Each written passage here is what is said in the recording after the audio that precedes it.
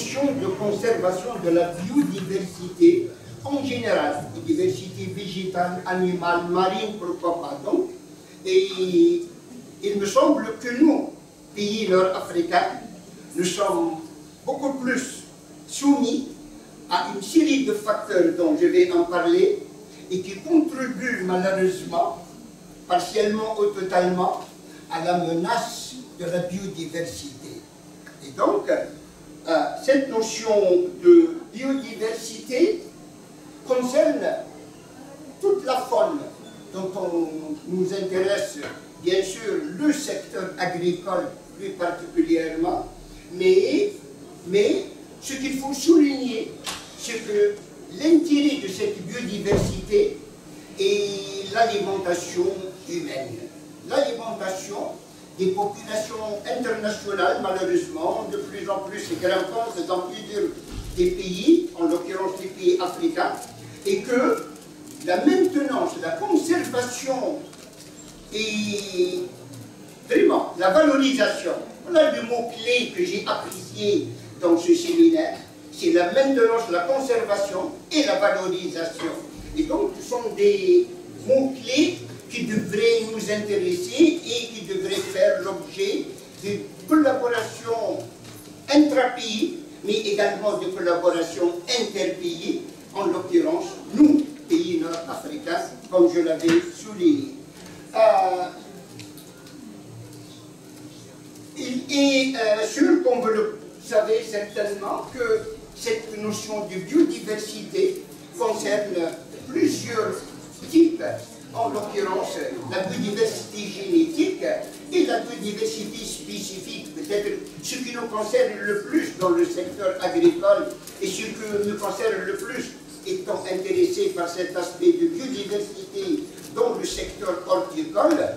Et donc, cette notion de biodiversité concerne également les écosystèmes. Comment on devrait conserver ces écosystèmes? Comment on devrait conserver cet équilibre naturel géré par Allah? C'est important cet aspect de durabilité des écosystèmes, en l'occurrence les écosystèmes ou l'écosystème agricole alimentaire qui nous concerne le plus.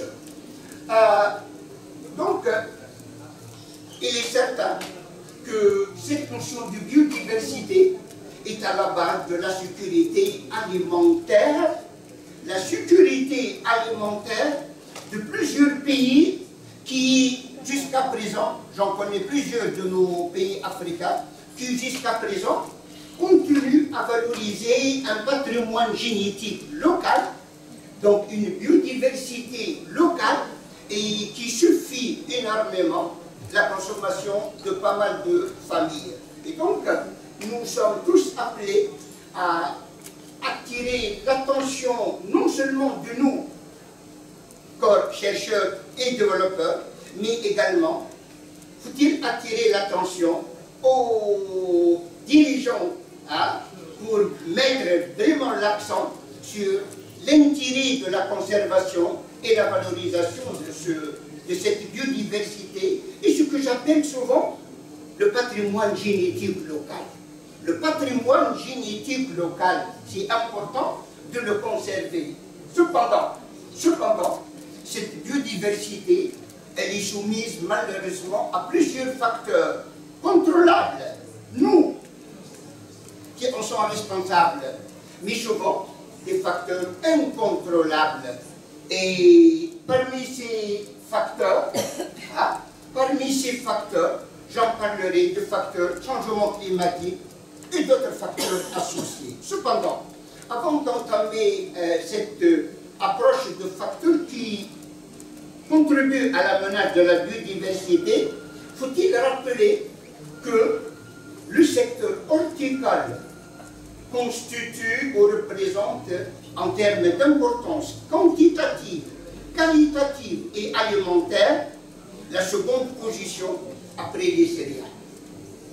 En termes de qualité nutritionnelle, en termes de richesse en vitamines, en antioxydants, en termes de richesse également, en termes de nature de produits, Cependant,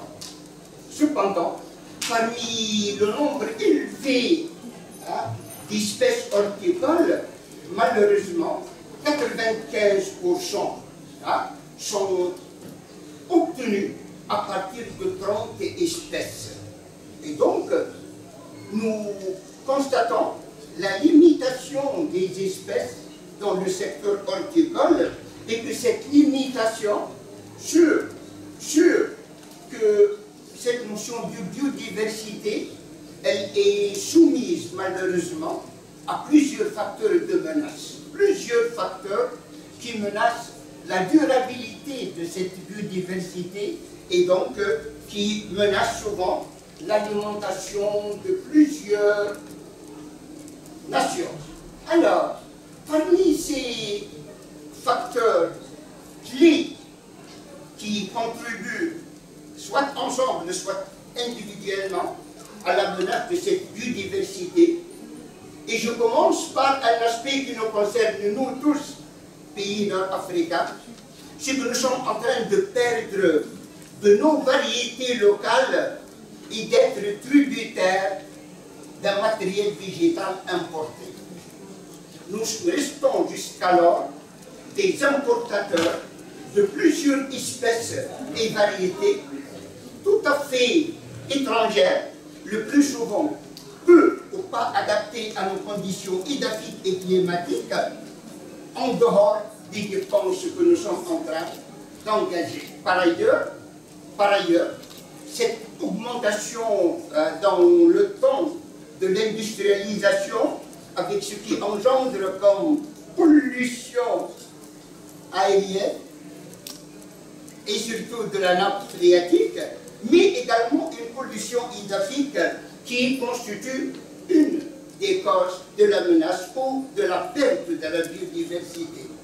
Il est sûr, parmi les facteurs incontrôlables maintenant, c'est ce facteur climatique le changement climatique que nous sommes en train de subir induit malheureusement une série de stress abiotiques, mais aussi de stress biotique, cause vraiment directe de la menace de plusieurs de nos espèces, surtout les espèces annuelles. Sûr que, donc, on a pu résumer l'ensemble des facteurs directs et indirects de la perte de la biodiversité et surtout de la réduction des gènes, la réduction de la biodiversité génétique qui résulte donc de l'association de plusieurs de ces facteurs. Alors, faut-il maintenant, nous, à notre niveau enseignants, chercheurs, développeurs également, se poser la question, et alors, quelles solutions faut-il mener? Quelles solutions faut-il adopter selon nos moyens minimes qu'ils sont? Quelles solutions faut-il adopter? Et de là, je commence à souligner et à parler d'un exemple concret, une espèce d'importance en Tunisie, une des cucurbitacées très importante. Pourquoi je parle de cette espèce Cucurbita maxima, ou ce qu'on appelle la courge? Pourquoi? Parce que c'est l'unique espèce depuis des années qui n'est cultivée qu'à partir des accessions locales, multipliées, reproduites par les femmes, par les agriculteurs, et souvent échangées au niveau des régions et interrégions. Et donc, je pense qu'il est impératif de commencer la première étape par l'identification et une caractérisation ex situ de ce patrimoine génétique, de ces accessions, de ces hypotypes locaux, de n'importe quelle espèce végétale, je dois souligner, étant l'espèce ou les espèces auxquelles je m'intéresse. Par ailleurs, je mets l'accent sur l'importance de la conservation de ce patrimoine génétique en tant que tel. Peu n'importe. Maintenant, cette hétérogénéité, maintenant cet état de population, où on devrait conserver ce patrimoine génétique, c'est au niveau des banques nationales des gènes. Voilà une des étapes critiques et une des étapes que je souhaiterais vraiment échanger avec tous nos amis et collègues, donc de n'importe quel pays africain, mais en l'occurrence avec mes chers frères et sœurs algériens. Donc, la conservation au niveau de la Banque nationale de gènes. Par ailleurs, faut-il adopter, nous, à notre niveau recherche, une étape de purification et de multiplication in situ? Pourquoi? Pour d'éventuelles valorisations à différents niveaux. Une valorisation scientifique et une valorisation recherche. Parce que ce patrimoine peut être valorisé dans des programmes d'amélioration, dans des programmes de sélection, de variétés autochtones, de variétés locales. Et faut-il souligner, il faut que nous soyons petit à petit indépendants de ces importations. J'ai toujours défendu cet aspect depuis une vingtaine d'années que je tiens ce labo et cet aspect de biodiversité. Faut-il limiter de plus en plus notre dépendance alimentaire, mes chers frères, notre dépendance alimentaire à travers ces importations. Par ailleurs, je mets l'accent sur l'importance de la valorisation. Valorisation, oui, valorisation à travers des programmes de recherche, des programmes d'amélioration. Nous sommes tous habilités en termes de recherche pour créer nos propres variétés à partir de ce matériel très hétérogène le plus souvent. En population, je trouve pour les espèces allogames entomophiles, c'est le cas des cucurbitacées. Donc ces espèces en population peuvent faire l'objet des programmes d'amélioration. C'est le cas que nous avons déjà commencé. Donc c'est ainsi que je prends par exemple une de ces espèces et je viens de donner les arguments et je souligne le premier argument. Pour cette espèce, avec toute cette biodiversité au niveau fruits, au niveau graines, au niveau forme de la chair, au niveau couleur de l'écorce, au niveau précocité et au niveau valeur nutritionnelle, faut-il valoriser ces acquisitions locales. C'est le cas de cette étude que nous avons menée depuis 8 ans exactement, en collaboration avec la Banque nationale de gènes, mais ces dernières années, dans le cadre d'un projet européen, un projet primaire. Donc, la première étape, comme je viens de signaler, et voilà donc l'application de ce que je viens de mentionner comme approche de maintenance et de valorisation de ce patrimoine génétique. En premier lieu, faut-il identifier qu'est-ce qu'on a comme patrimoine génétique, comme biodiversité pour telle ou telle espèce? C'est ce que j'appelle une caractérisation in situ et une identification, voire même une identification et une cartographie. C'est important. Et donc, au niveau de cette espèce, durant ces dernières années, nous avons détecté 15 différentes acquisitions du nord au sud du pays, bien qu'il s'agisse d'un petit pays, d'un mini-pays par rapport à notre pays Algérie. Également, l'étape suivante, il est sûr qu'après cette identification et caractérisation agromorphologique ex situ, il faut commencer par une évaluation in situ et une caractérisation in situ obligatoire, même en condition de plein champ, mais en adoptant bien sûr les isolements physiques nécessaires, étant une espèce fortement allogame et entomophile. Également, nous avons passé par des études assez approfondies, en dehors donc de cette caractérisation agromorphologique qui nous a permis d'identifier les performances de l'une des 15 acquisitions recensées. Et comme vous voyez à la première colonne, la première valorisation, c'est de donner un passeport au niveau de la Banque nationale des gènes de chaque acquisition. C'est ainsi que ce passeport indique le code national Gene Bank et le numéro, bien évidemment. Voilà un premier résultat de cette approche de valorisation de la biodiversité. Donc des caractérisations, également des caractérisations moyennant l'analyse en composantes principales. Pourquoi?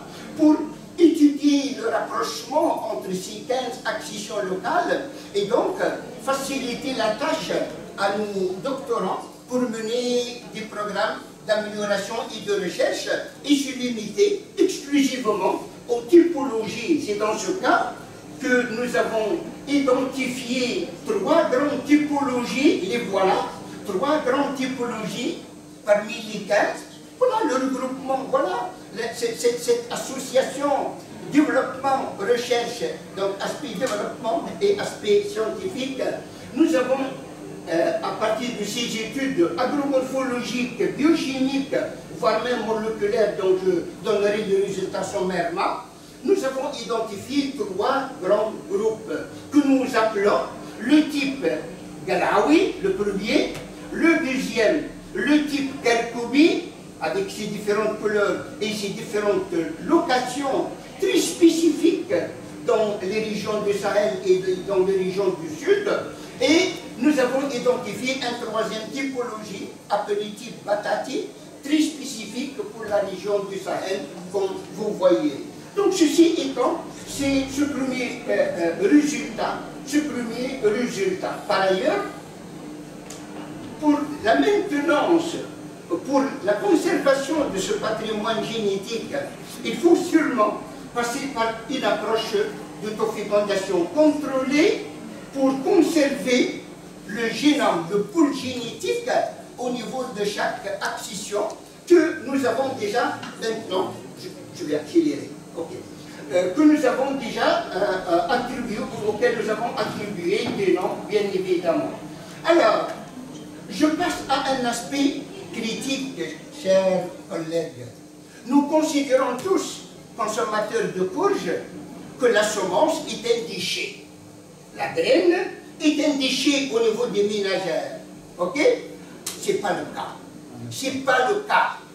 La semence, tout comme la chair, je dirais même beaucoup plus riche, cette semence, en termes de substances phénoliques, mais surtout en termes d'antioxydants. Et de là, la valorisation de ces semences comme étant un déchet, considéré comme un déchet pour nous consommateurs, et de valoriser ces quantités énormes de semences pour des usages multiples, en l'occurrence des usages médicinaux, aromatiques ou autres, sûrement. Si joint en 2 mots, vous voyez donc l'importance des composés phénoliques et des composés antioxydants au niveau de ces semences par rapport à des valeurs que je n'avais pas mentionnées et dont je vous donnerai les références tout à l'heure au niveau de la chair. Donc une espèce qui représente énormément d'intérêt et si ça serait le cas de nous tous, pour tout nos matériel végétal local qui devrait être mieux valorisé et mieux étudié. Une caractérisation moléculaire, bien sûr, moyennant donc au moins les 3 types de marqueurs, à confirmer ce que nous avons noté comme caractère agromorphologique et biochimique précédemment, et la subdivision de ces différentes acquisitions en ces 3 grands groupes. Maintenant, je termine par cette notion de valorisation. Lorsqu'on aborde un tel thème, une telle approche qui a un intérêt non seulement scientifique, mais un intérêt de développement, faut-il valoriser cette approche? Et la valorisation, bien évidemment, devrait concerner en premier lieu nos chers étudiants, devrait concerner nos chers étudiants. Et là donc, notre rôle comme étant enseignants-chercheurs, de transférer ce savoir-faire et de maximiser la compétence scientifique humaine de nos jeunes pour qu'il y ait de la relève et qu'il y ait de la continuité dans nos travaux de recherche et développement. Hein? L'encadrement de nos étudiants en doctorat, en master et en projet de fin d'études. Mais également, la communauté scientifique devrait valoriser ses approches. La communauté scientifique, vraiment, à travers des publications internationales, hein, devrait faire l'objet et relater l'importance de nos travaux, relater également, comme j'avais dit tout à l'heure, bien qu'avec des moyens limités, on peut faire beaucoup de choses. Avec des moyens limités, on peut faire beaucoup de choses. En conclusion, je termine, désolé pour le dépassement de quelques minutes, je souligne et j'ai apprécié et je salue mon équipe de laboratoire qui nous a permis donc de valoriser ces accessions locales de couches et d'identifier cette grande variabilité intra- et inter-accession et donc à travers des approches scientifiques valables, hein, qu'il s'agit donc d'approches agromorphologiques basées sur les normes de l'ECOF et de l'EPIGRI, mais également sur des bases donc, de caractérisation moléculaire. Et ces résultats indiquent également que le sous-produit que nous considérons comme sous-produit, la graine, a beaucoup de valeur. Ne jamais jeter ces graines. Faut-il les rassembler et les valoriser? Je sais et je connais pas mal de laboratoires dans mon pays algérien. Vous avez des compétences, et d'ailleurs dans le projet primaire, j'ai un des collègues d'Alger qui est spécialiste en biochimie. Et donc, c'est avec lui que j'ai analysé ces semences. Et donc, vous avez tous les moyens, toutes les compétences pour valoriser ces sous-produits. Bien sûr, de tels résultats ou de telles approches devraient avoir comme résultat positif, c'est la maintenance, la conservation de ce patrimoine génétique. Ce patrimoine génétique. Quelques références et merci de votre attention et excusez-moi de vous passer quelques minutes.